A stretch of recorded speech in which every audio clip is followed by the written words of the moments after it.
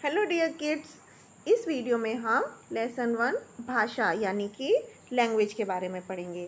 बच्चों यहाँ पर हम एक पिक्चर देख रहे हैं। यहाँ पर क्या हो रहा है, ये एक लेडी है जिसका बेटा है ये रवि। तो ये लेडी अपने बेटे रवि से पूछ रही है कि रवि किसका पत्र आया है। पत्र मतलब लेटर, चिट्ठी आई है। तो बेटा बोलता है, रवि बोलता है कि मम्मी मामा जी का पत्र आया है। तो इस तरह से बच्चों आपने देखा कि इस पिक्चर में क्या हो रहा है, माँ और बेटा आपस में बातें कर रहे हैं। और ये किस भाषा में बातें कर रहे हैं, ये हिंदी भाषा में बातें कर रहे हैं। और वो हम बच्चों अपनी बातों को दो तरह से कह सकते हैं। एक तो हम बोलकर कह सकते हैं और लिख कर कह सकते हैं। जैसे कि पत्र में जो बात लिखी गई है वो लिख कर बताई गई है, और यहाँ पर जो दोनों माँ और बेटा आपस में बात कर रहे हैं वो बोल कर रहे हैं। तो जब हम बोलते हैं तो दूसरे व्यक्ति सुनते हैं, और जब हम लिख कर बताते हैं तो दूसरे किस तरह से हमारी बात को समझते हैं, पढ़ करके हमारी बात को समझते हैं। तो इस तरह से बच्चों जब हम अपने विचारों का आदान प्रदान करते हैं किसी भाषा के थ्रू, तो भाषा क्या है, हमारे विचारों के आदान प्रदान का एक माध्यम है कि हम भाषा के ज़रिए अपनी बात दूसरे तक पहुंचा सकते हैं।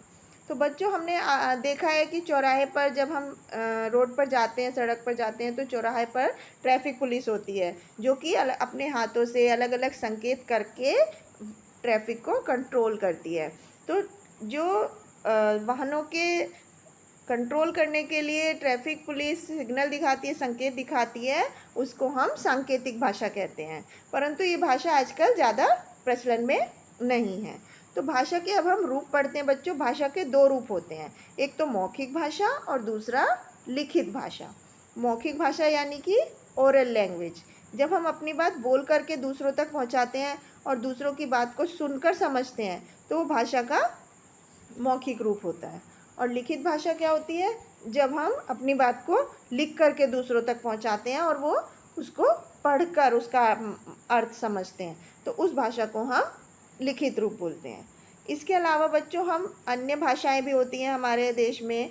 अलग अलग प्रदेशों में, हमारे देश के अलग अलग राज्यों में अलग अलग भाषाएं बोली जाती हैं। हमारे देश में बहुत सारे राज्य हैं और अलग अलग भाषाएं कैसे बोली जाती हैं, जैसे कि पंजाब में पंजाबी बोली जाती है, हिंदी हमारी राजभाषा है, तेलुगु बोली जाती है, बांग्ला, उर्दू, अलग अलग राज्यों में अलग अलग भाषाएं बोली जाती हैं। हिंदी हमारी क्या है बच्चों, राष्ट्रभाषा है, हमारी राष्ट्रभाषा हिंदी है।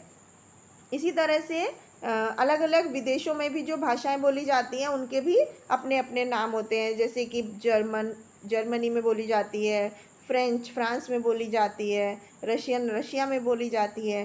तो ये सब विदेशी भाषाएं हैं। इसी तरह से हमारी राजभाषा क्या है, हिंदी है। तो बच्चों हमने इस लेसन में क्या क्या सीखा। सबसे पहले भाषा क्या होती है, अपने विचारों को या अपने भावों को आदान प्रदान करने का साधन होती है। और दूसरा, भाषा के दो रूप होते हैं। कितने रूप होते हैं, दो रूप होते हैं।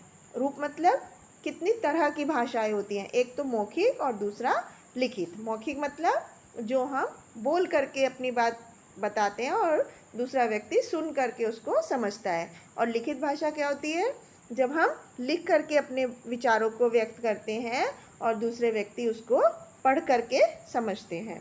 और हमारी राष्ट्रभाषा क्या है, हिंदी है। तो इस तरह से बच्चों हमने देखा कि भाषा का हमारे जीवन में कितना महत्वपूर्ण स्थान है, भाषा कितनी तरह की होती है और हमारी राष्ट्रभाषा क्या है। तो बच्चों ये था इस लेसन में। आई होप आपको समझ में आया होगा। Thank you.